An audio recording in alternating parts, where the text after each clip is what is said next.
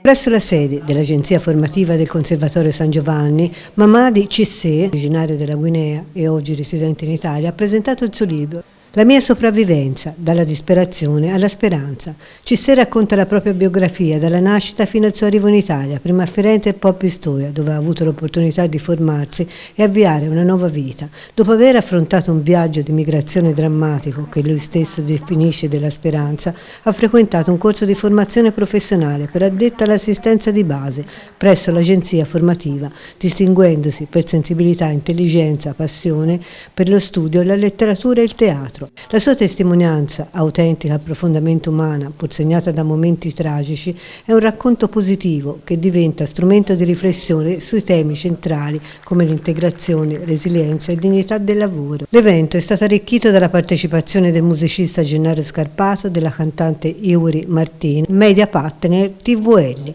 con la partecipazione di Simone Gai. Libro che racconti cose forti. Racconto un po' la mia storia.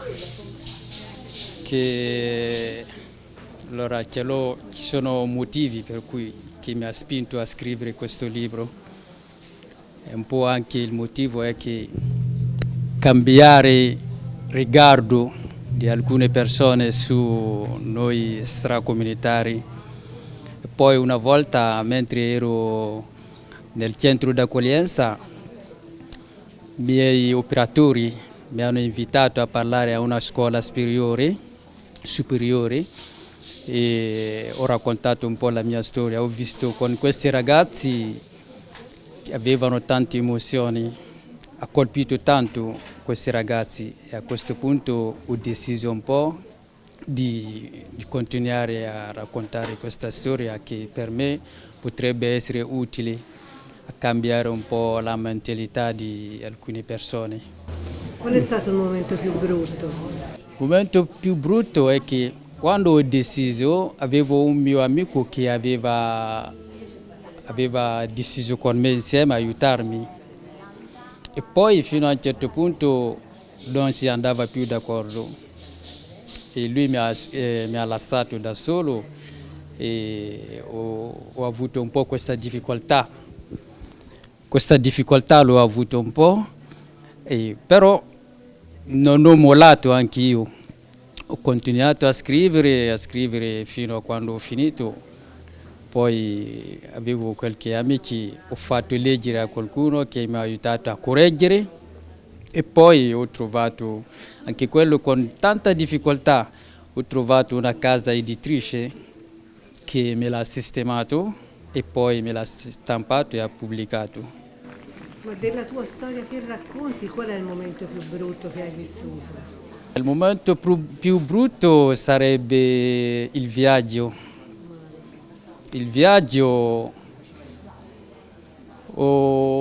tante cose mi ha toccato fisicamente, ma anche le cose che ho visto, violenze che ho visto, queste cose mi rimangono ancora dentro. Non riesco a levarli alla mente proprio, perché durante il viaggio sono stato venduto, sono stato trattato disumano,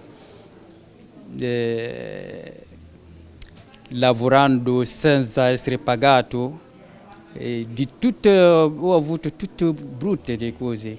E poi ho visto anche delle cose dove soprattutto quando un ragazzo libico ha detto che da quando è nato fino ad ora non ha mai visto una persona morire e così ci hanno portato sul deserto e hanno preso uno di noi, hanno fucilato, messo fucile qui, sparato alla testa, è cascato.